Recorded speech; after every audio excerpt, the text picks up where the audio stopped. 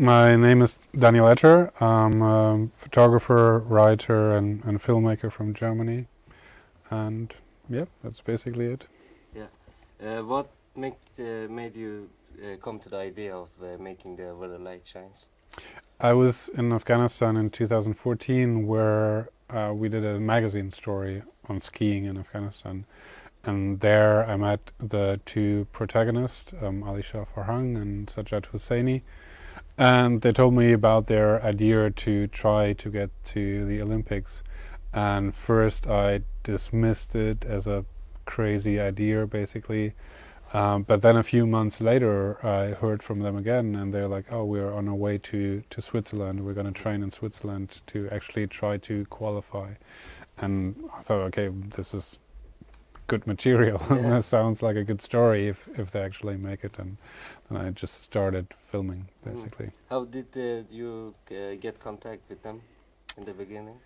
I don't know, it's just there for, as I said, like I was there for the skiing story, and Alisha and Sajjad, they're both basically ski instructors. Even back in 2014, they, well, it's kind of hard to say, but like in Bamiyan at least, they were the most disciplined, the most professional skiers. They, Alisha had already done like avalanche training in Italy before.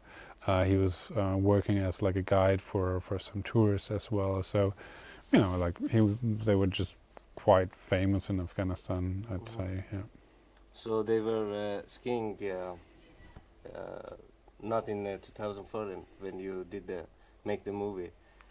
In I think they started in 2011. So Sajjad, he was in Iran as well with his family. They were refugees in Iran, and right when they came back, I think he came back in 2010. I think the next year he was already in the mountains and like discovered skiing and wanted to do it. Same with Ali Shah.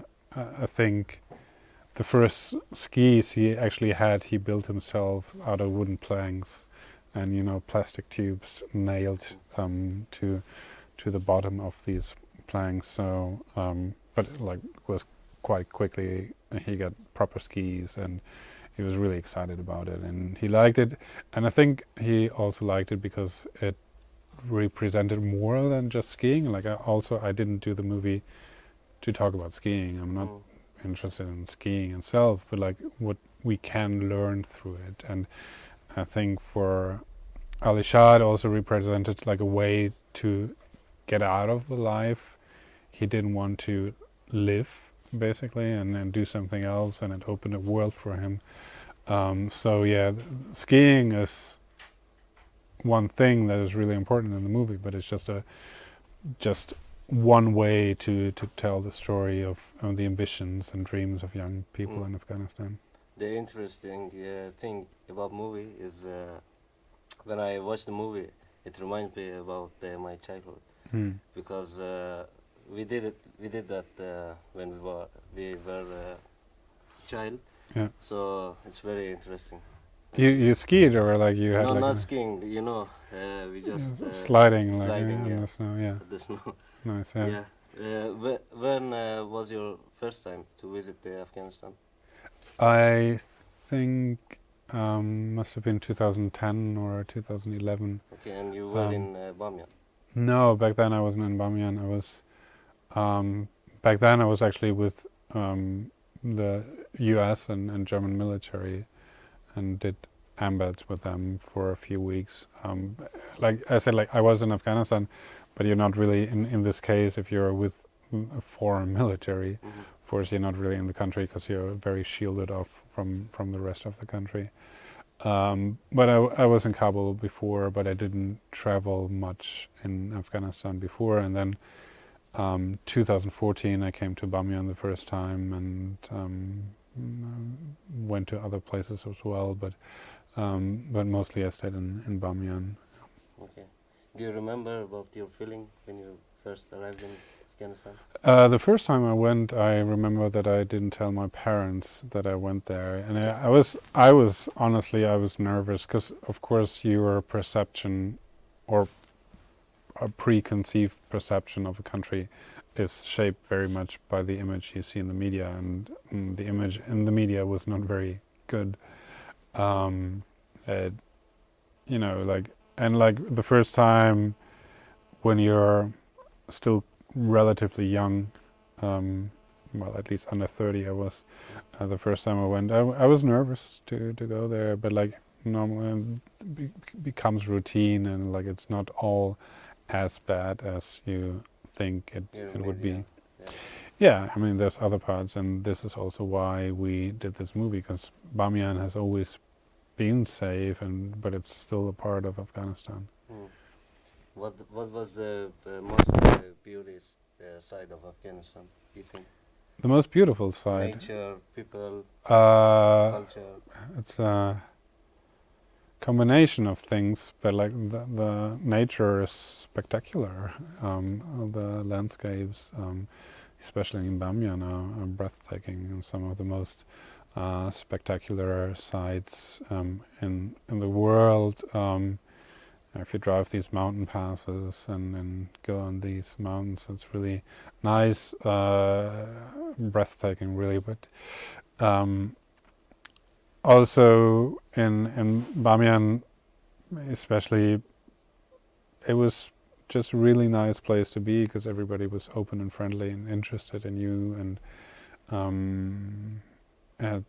you know, I never felt uneasy in Bamiyan, so it was really nice experience. And then to be able to take a peek into people's lives is a very privileged thing to do. So especially in Afghanistan, where you normally, like, you know, in the movie there's a scene in the kitchen, and you know, they scene like really at home of people, and just to see like this really slow life at home, it's all around the family, and you know, the relationship of the mother of Sajjad to Sajjad is also quite entertaining, and also the language, the way people talk is really poetic, especially Ali Shah's father, Arifa. Kind of sweet.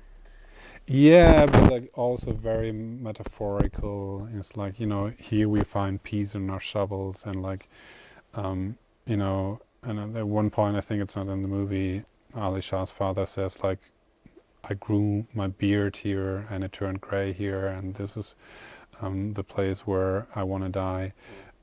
So like the connection to home, to the land, and is expressed in the language always in very beautiful, poetic terms. And you always, I don't understand, but like then I see the translations or hear the translations, and I was like, oh, this is really beautiful. Yeah. And you must be in Afghanistan like 2 months, 3 months, and you test ate Afghan food. So what was your best? What was your favorite food? I don't eat meat, so it's a bit complicated to go to restaurants. But yeah, but then like at home, the food is really quite good, and it's a lot of vegetables. And they had like these huge plates of okra and beans. I'm a big fan of beans. And then they have like these pancakes with potatoes that are really nice, and yeah, these dumplings. There's like Fatima, her mother. They invited us quite a lot of times, and she made really good food, especially these like fried dumplings with like vegetable filling. Yeah, really nice. Yeah, yeah, really good. Do you have any upcoming project about Afghanistan, or? At the moment, no.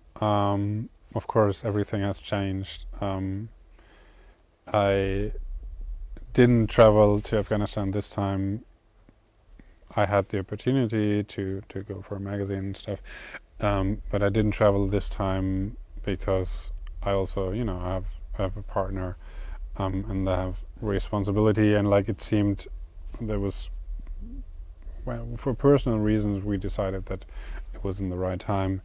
And at the moment I don't have concrete plans, but I will probably travel back, but I don't know in when and in what context.